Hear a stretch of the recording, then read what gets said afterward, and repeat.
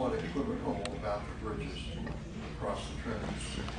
Not really. I wasn't for any of them, but we got one. So. Well, okay. My question is this. Was the notion, is the argument simply that, gee, we need a new bridge, so let's build a fancy bridge? Is the argument for the second one, gee, we have one, so we should have another?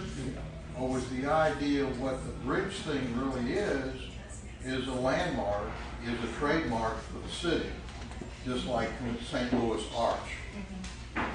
If you build one and it calls for two or three, whatever the vista is, the picture is you're trying to project, and you don't complete it, you've wasted money. So I'm curious as to how it was approached in the first instance, if you know what I mean. Okay, I do. Okay, originally, the original plan for the bridges was that there would be 5 bridges built. All of them would be Calatrava bridges. I-30, the bridge over I-30, and the I-35 bridges are necessary. The Highway Department believes that those bridges are deteriorated to the point where they need to be replaced. The city said we don't want plain Jane Highway Department funded bridges, because those are not fancy bridges, they're just functional bridges. So they came up with this idea, somebody came up with this idea that we could have this tremendous look to our city if we had 5 of these Calatrava bridges all in a row on our Trinity. And it would have been fantastic, right? I mean, just striking, and it would be a new, I think, a new logo symbol for the city of Dallas is what they were thinking, the way Reunion Tower is now. They're going to replace Reunion probably with this wonderful bridge. Well, there was no bridge where this new Calatrava bridge is. There was no existing bridge there. They wanted to connect Woodall Rogers to downtown, to West Dallas. And so this bridge was the first one there, the idea being you could create then economic development opportunities in West Dallas. And then I-30 bridge was going to be the second one.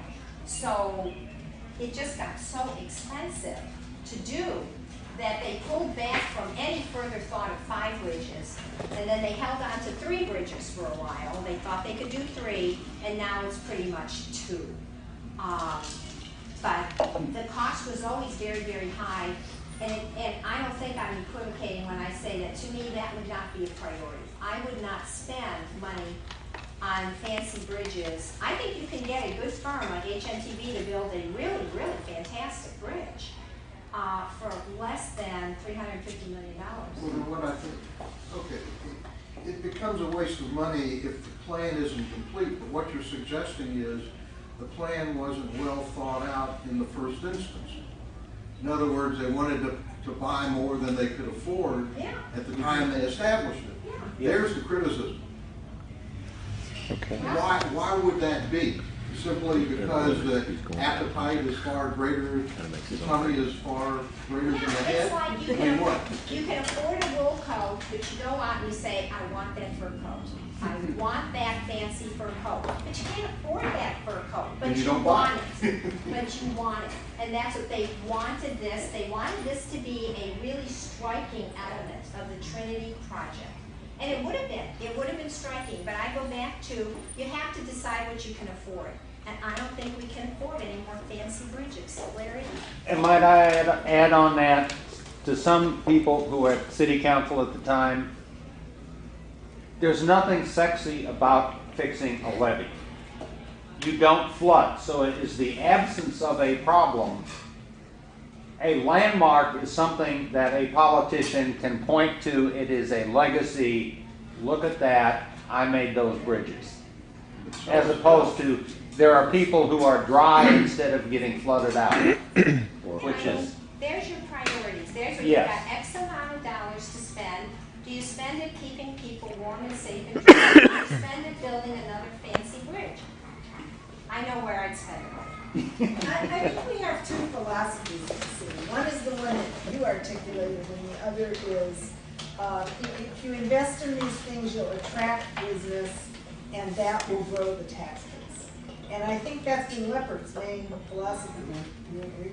And so I think we have a chance to see how this plays out. I mean, they got the hotel, and we'll see if this.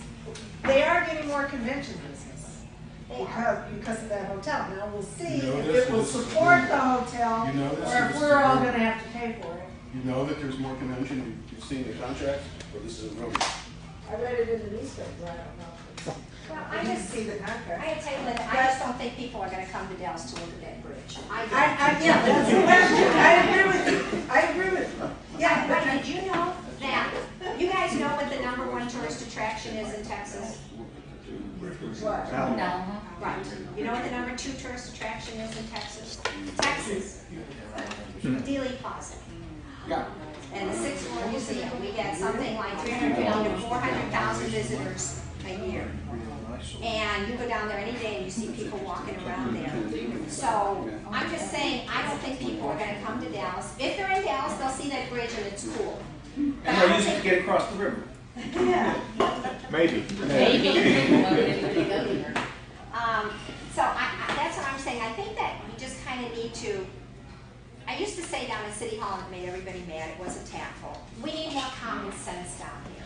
And I said, you just need to use some common sense, and people would always get mad at me. And in truth, I probably shouldn't have said that, but I see this as kind of a